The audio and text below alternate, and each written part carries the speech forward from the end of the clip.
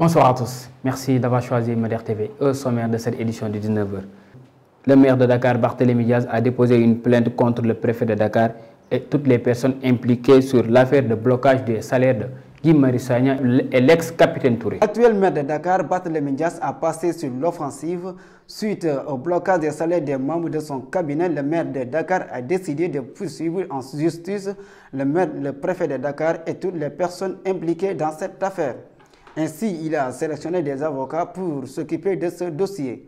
Selon les travailleurs de ce cabinet, ont suggéré que depuis le recrutement de Guy Marius Sagna et de capitaine Touré, ils ne perçoivent plus leur salaire comme avant.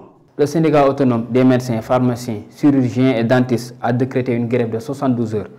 À partir de ce lundi, elle lance un appel à tous ses membres de s'y mettre.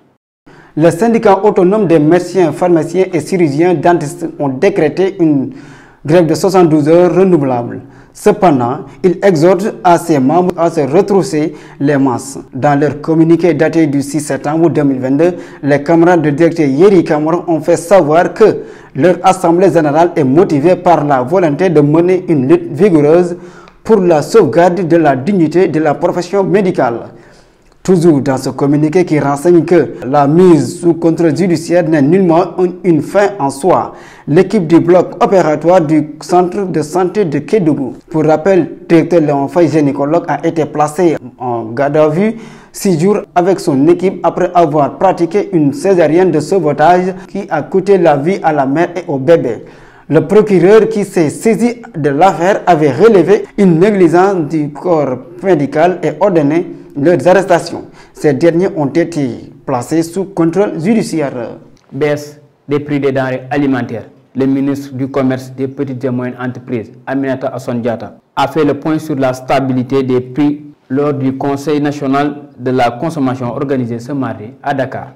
8600 m² de l'école d'économie supérieure attribuée à un promoteur immobilier par l'État du Sénégal. La coordination du syndicat autonome des enseignants supérieurs exige immédiatement l'annulation de cette forfait administrative. La commission de contrôle des opérations domaniales au cours de la consultation à domicile en date des 22, 29 et 30 juin 2022 a émis un avis favorable à l'attribution par voie de bail à la société dénommée Certains Properties, surnommée à la parcelle de terrain formant le l'OSN6 à Mermoz, dont l'assiette de l'école supérieure d'économie appliquée d'une superficie de 8600 m².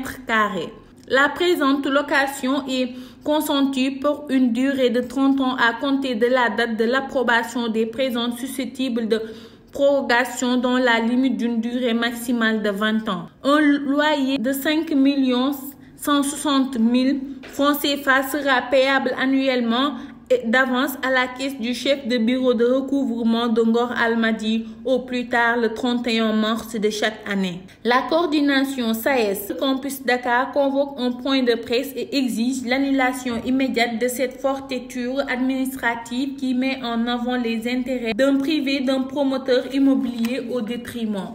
Personne ne touchera à l'intégrité de l'ECA.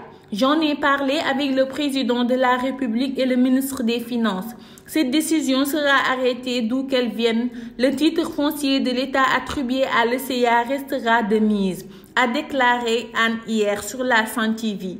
Cheikh Oumar Anne, qui regrette l'appel de Bougane Gueye Dany aux SAES et aux étudiants à mener la lutte, demande aux politiques d'arrêter de mêler l'université dans leurs activités. Nous terminons avec la page sport. La Ligue des champions européenne ce mercredi. Le Naples va recevoir Liverpool. Nous écoutons Cheikh Amadou Bamba Diallo. Coupe du Monde, trophée Tour, il est arrivé au Sénégal. Le trophée de la Coupe du Monde est arrivé au Sénégal ce mardi après un accueil très chaleureux à l'aéroport international Blaise Diagne. Il sera reçu par le président de la République ce mercredi avant son exposition au Grand Théâtre de Dakar. Première journée de la Ligue des Champions de ce mardi, en tout cas 6 septembre. Edouard Mendy, Kalidou Koulibaly, Diallo et Seck démarrent mal. Mauvais entame sénégalais lors de la première journée. Hier, le Sénégal s'est imposé sur le score d'1-0 face à l'équipe gambienne.